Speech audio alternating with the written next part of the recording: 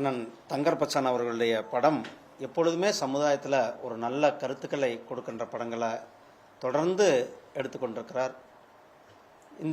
நான் அவருடைய அழகின்ற ஒரு படத்தை ரொம்ப பிரமாதமாக எடுத்திருப்பார். அதுபோல தான் ஒவ்வொரு பாட பள்ளிக்கூடம்ன்ற ஒரு படம், இப்போ இந்த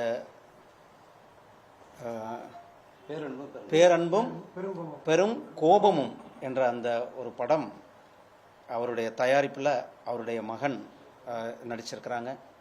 உண்மையாலுமே விஜித் பச்சான் அவர்கள் உண்மையாலுமே ஒரு 30 வயசு தான் அவருக்கு. ஆனால் ஒரு மெச்சூர்டாக பல இடங்களில் தன்னை வெளிக்காட்டியிருக்கிறார்.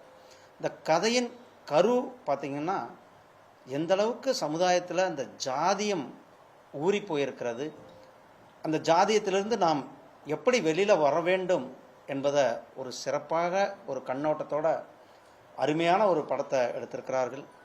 அவர்களுக்கு என்னுடைய வாழ்த்துக்கள்.